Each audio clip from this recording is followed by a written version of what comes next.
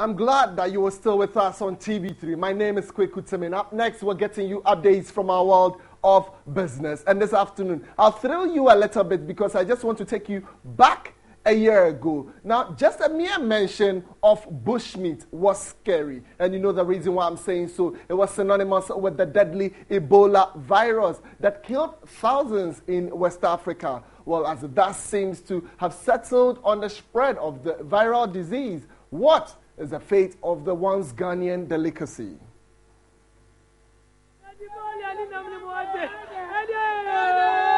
These were the cries of bushmeat traders about a year ago. Ebola was a threat to their business and source of livelihood.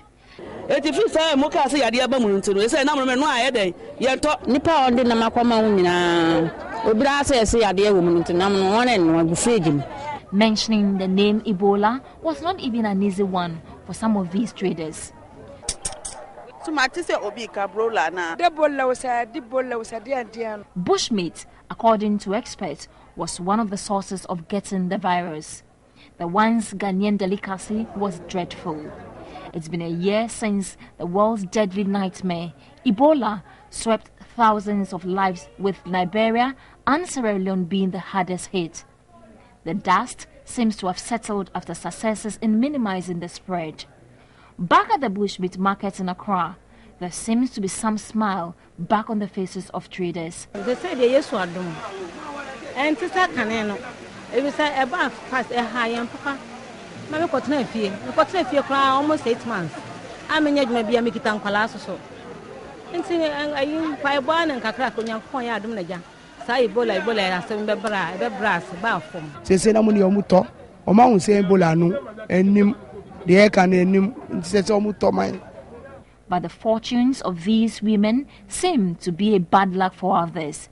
Sale and patronage of hand sanitizers, which picked up during the alarming stages of the virus, has dropped.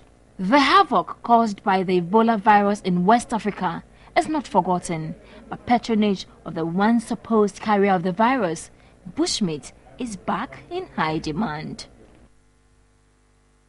I feel like turning this around and saying Akrantia is back in high demand. We'll move on straight to industry, and here the president of the Association of Ghana Industries, James Asaria J, has called on the government to set up a 1 billion cedi stimulus fund to support businesses in the country. Now, he said, in the midst of the current economic challenges, government has to provide the needed help to businesses in order to sustain the economy. According to the AGI president, the depreciation of the cedi against the country's major trading currencies, the energy crisis, multiple taxes, high interest rates and tariff increments are killing businesses, especially small to medium-scale enterprises. James Asari Ejay noted that AGI is still advocating for government to have a look at the several taxes levied on businesses. Multiplicity of taxes, the fact that a number of taxes, either they are introduced afresh or maybe increases of these taxes keep on occurring. We'll keep on talking to relevant institutions, the Ministry of Finance, the Ministry of Trade and Industry, and other private sector-oriented organizations. And we believe that, we can get there. The AGI president underscored the fact that the current economic challenges call for help. In challenging times as we find ourselves in, we need to do things out of normal. That is why AGI has come out clearly advocating for the setting up of 1 billion Ghana cedi stimulus fund, to support local industries, particularly SMEs.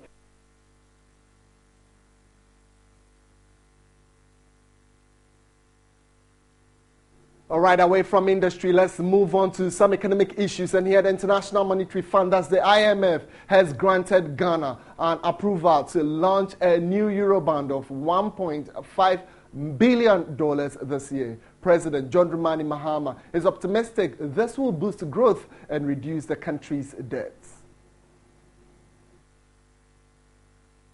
President John Dramani Mahama touched on decisions government has taken to solve the macroeconomic stability. He said government's negative balance of trade has contributed to pressure on the foreign exchange resources. Despite the fact that next year is an election year and thereby the political season, I'm determined to end the economic boom and bust that comes with every election cycle, no matter the political cost. The president revealed the initial report of the review team working on the 3-year program with the IMF has been positive. Ghana is on track to achieve a 7.5% reduction in deficit. This fiscal tightening will help to bring down inflation and also interest rates and create a much improved environment for business and investments.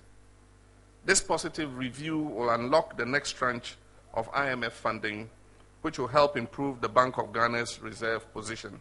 President Mahama charged Ghanaians to help government stay strictly within the budget. Business is done, and my name is Kweku Tseme. We're joining you later in the day with some more updates from our world of business. Right now,